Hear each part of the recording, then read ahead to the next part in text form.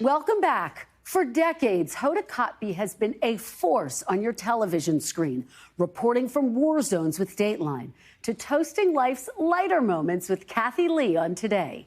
At 53 years old, Hoda shattered barriers, making history alongside Savannah Guthrie as the first all-female anchor duo in the show's history.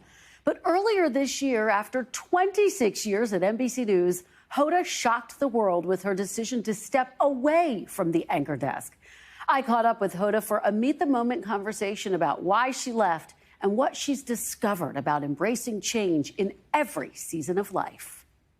I just want to get caught up with you. You made this monumental decision to step away from the Today Show, one of the most coveted roles in all of broadcast news. You've been at NBC for 26 years. How are you doing? What is life like right now? First of all, my time at NBC lives in me. You know, certain things you carry for the rest of your life, and I get to carry that. So for 26 years, I did similar things every single day. And one day, Kristen, in January, I woke up and my alarm didn't go off at 3:30.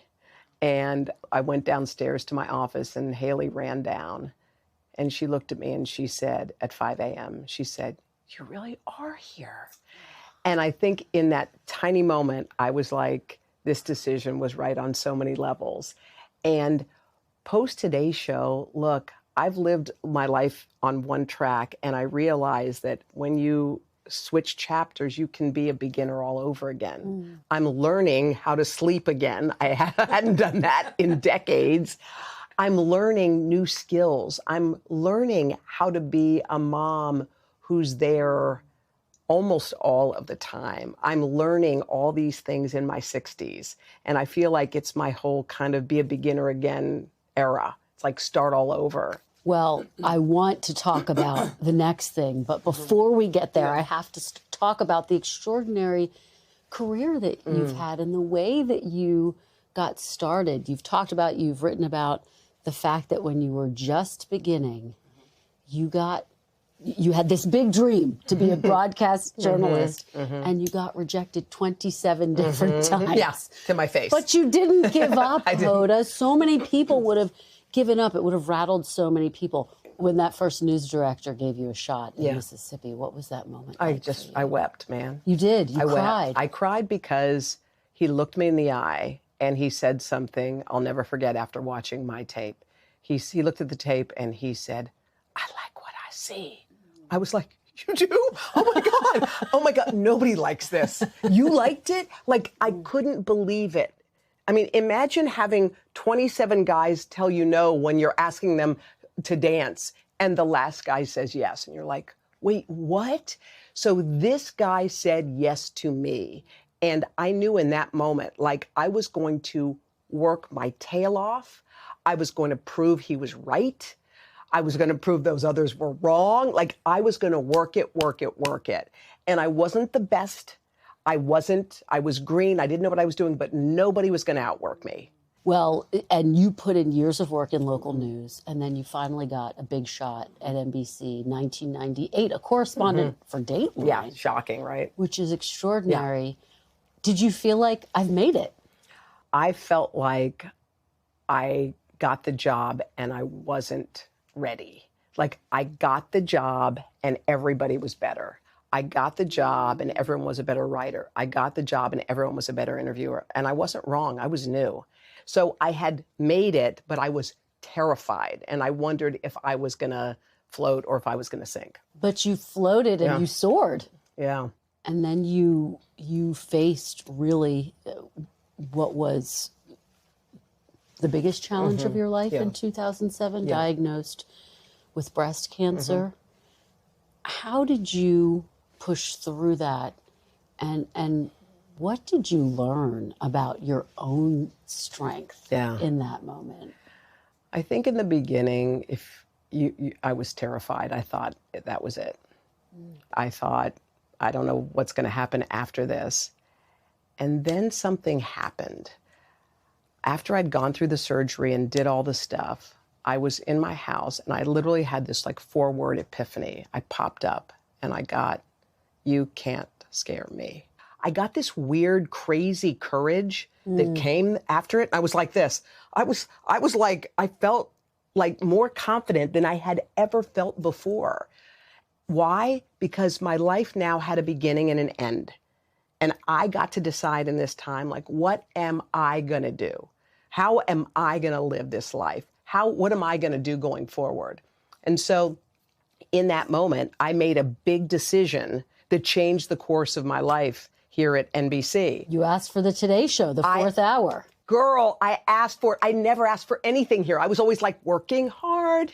They'll see me. I'm still here. They're going to give me a raise. It doesn't work like that. And you made history in 2018, along with Savannah Guthrie. We are kicking off the year right because Hoda is officially the co-anchor of Today. Let's give her a round of applause. What did that moment feel like to rewrite the history books? Yeah, it was incredible. To realize that it had an impact on women mattered.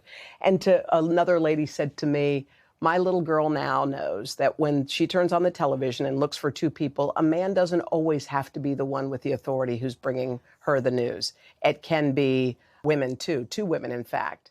And it felt empowering and amazing and magical. And also it was good journalism and good television, and it just worked on a regular level. I mean, I never thought in my 50s that I would be sitting in that chair doing that job. I mean, how could that be possible? But now we're showing that, women, it doesn't matter how old you are, because what's inside you, the spirit part of you is there, and it'll come out no matter. And the greatest blessing, I would assume in your life also happened in your 50s, which is that you became a mom. Yeah. You adopted your two beautiful girls, Haley and Hope. What was that like the first time you held baby Haley in your arms? I remember it so clearly. We were at the adoption agency, and I heard her first. They open up these big doors, and a woman is carrying your child who's a month old. And when they placed Haley in my arm, she was right here. It fit like a puzzle piece fits in life. I felt like I was home, probably for the first time. And you have all of these blessings in your life, and yet you have also known incredible heartache. I know that you lost your father suddenly to a heart attack. Yeah. Hoda, what do you think he would say, looking at your life right now, how full it is, full of love and success, and now you're charting a new course? What would he say?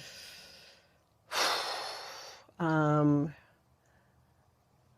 always wanted to hear the words from him, I'm proud of you. And I think now, looking at what I've built based on the foundation he built for me, like this is all because he and my mom built this for me, this foundation. I think he'd be incredibly proud of me as a mother. Like I did that.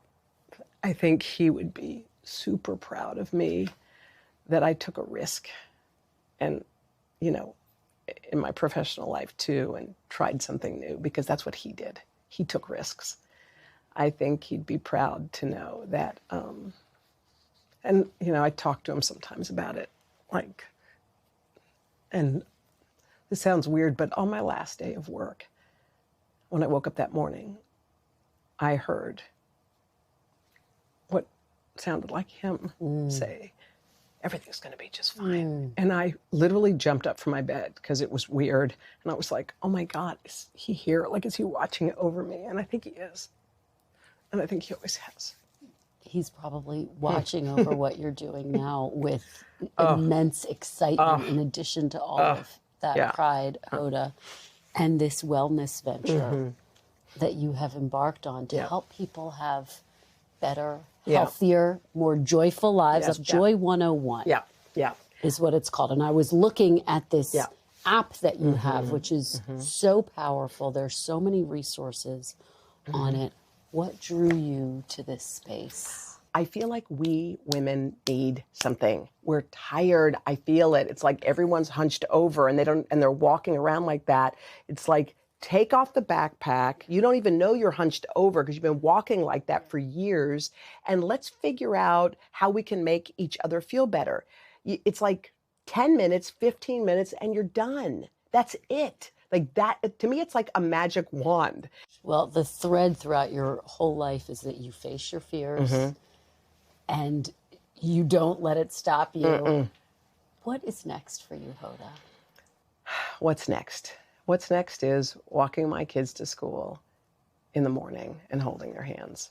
What's next is sitting in the bleachers at a Friday night high school football game with my kids and going to the concession stand. What's next is building this fun business brick by brick and helping women. What's next is tomorrow. I think short term now, and I like it. I like having that short vision. That's all I want, is what's happening next. And it's all filled with goodness. We thank you for watching, and remember, stay updated on breaking news and top stories on the NBC News app or watch live on our YouTube channel.